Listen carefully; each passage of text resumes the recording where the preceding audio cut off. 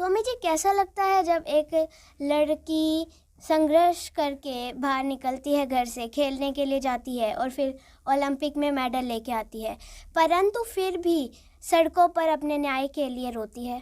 क्या विचार हैं आपके इस बारे में? अक्षिमा, आपने एक बहुत ही संवेदनशील मुद्दे के ऊपर बात की है। और सबसे पहले तो उसके लिए घर से निकलना ही बहुत मुश्किल होता है। हम्म। आप अगर खास करके हरियाणा, उत्तर उत्तर भारत की हम बात करें, उसमें हरियाणा भी शामिल है, उत्तर प्रदेश भी शामिल है, राजस्थान भी शामिल है।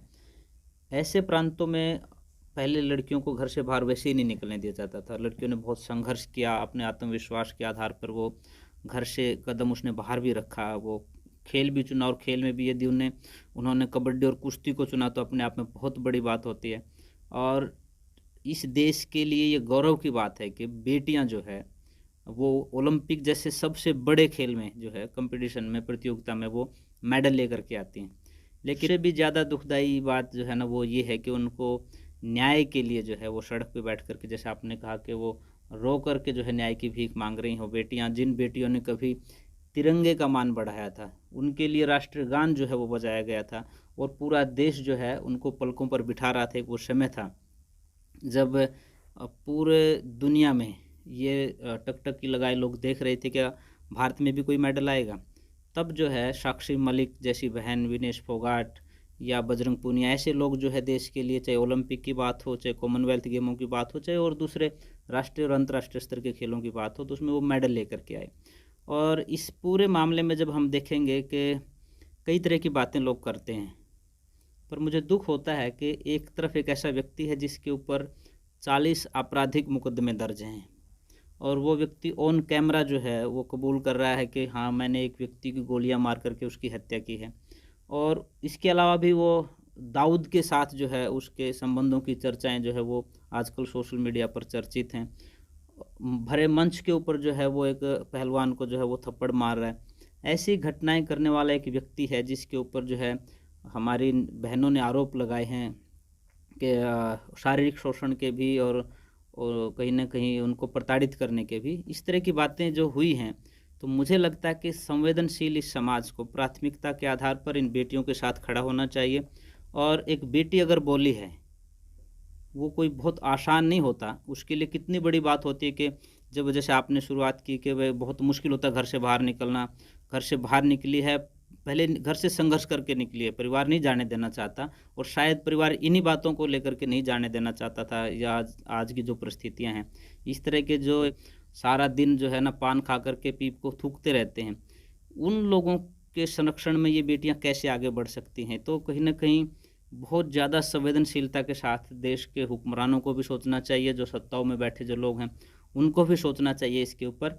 और वो जो बेटियां आई हैं, उनकी जो आंसुओं की बूंद सड़कों पर गिरी हैं, ऐसा ना हो कि वो तबाही लेकर के आ जाएं इस समाज के लिए। तो समाज जागरूक हो और आगे बढ़ कर के इन बेटियों के सम्मान को बचाने के लिए वो आएँ। और उनकी यही मांग है कि जिस व्यक्ति को के ऊपर ये आरोप हैं, उसके ऊपर जो है मुकदमा दर्ज हुआ है, लेकिन जो मुकदमा दर्ज हुआ है उसमें उनकी तुरंत गिरफ्तारी बनती है। और कहीं पर भी जहाँ पर यह मुकदमा दर्ज हुआ है, उन सब जगह पर जो है गिरफ्तारियाँ हुई हैं, लेकिन एक यही जो है केस ऐसा है जिसमें पहले तो सरकार ने मुकदमा किया नहीं, और जब सुप्रीम कोर्ट ये पहलवान चले गए, तब सुप्रीम कोर्ट की फटकार लगने के बाद दिल्ली पुलिस ने उन पर मुकदमा दर्ज किया। लेकिन अब 7-8 दिन के बाद भी अब तक उसकी गिरफ्तारी नहीं हुई है। और उन बच्चों का भी यही कहना है, बेटियों का भी यही कहना है कि जब तक ये बाहर रहेगा वो जांच को भी प्रभावित करेगा। और मैं कल एक इंटरव्यू सुन रहा था दिव्यांग के साथ में, जो हमारे जो पहलवान थे उनका, उनको ये डर भी है कहीं ना कहीं, जिन 7 बेटियों ने जो शिकायत दर्ज करवाई है, उनको या उनके परिवार वालों को वो लोग मरवा भी सकते हैं। तो ऐसी परिस्थिति में मुझे लगता है कि और ज़्यादा संवेदनशीलता से सोचने की बात है।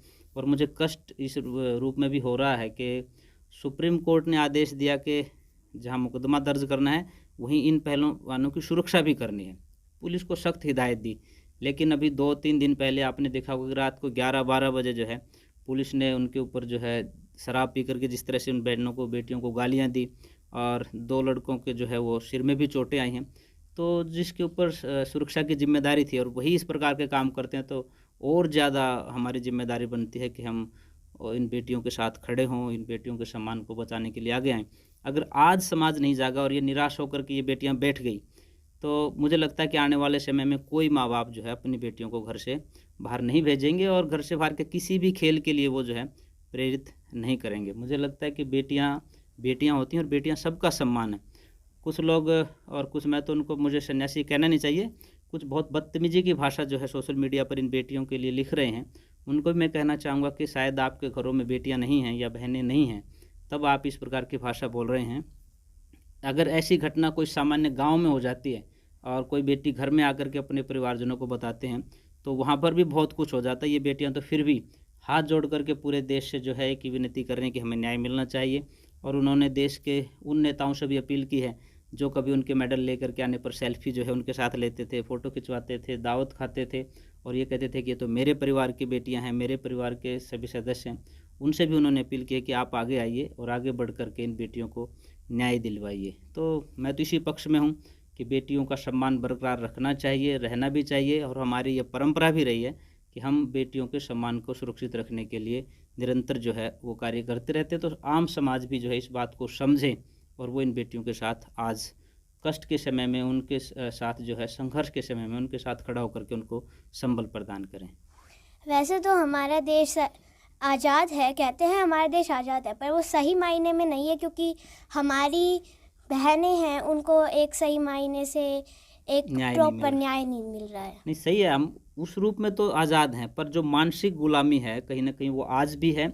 ये जिस व्यक्ति के ऊपर आरोप लगे हैं वो शायद ज़्यादा दबंग हैं, उनको कहीं ना कहीं उनसे कई चीज़ों का खतरा उन लोगों को भी होगा जो इस बात को करने में देरी कर रहे हैं, उनको न्याय दिलवाने में देरी कर रहे हैं। परंतु संघर्ष करना होता है और कई बार अपने सम्मान को सुरक्षित करने के लिए भी समाज के सामने जो है वो खड़ा होना पड़ता है। और बेटियां हैं, ये तो दाव पेच जो है ना खेल के मैदान में खेलती थी, पर आज इस आंदोलन में जो है मुझे लगता है कि पूरा देश जो है उनके लिए खड़ा हुआ है, उनके समर्थन में खड़ा हुआ है और निश्चित तौर पे उनकी जीत होगी।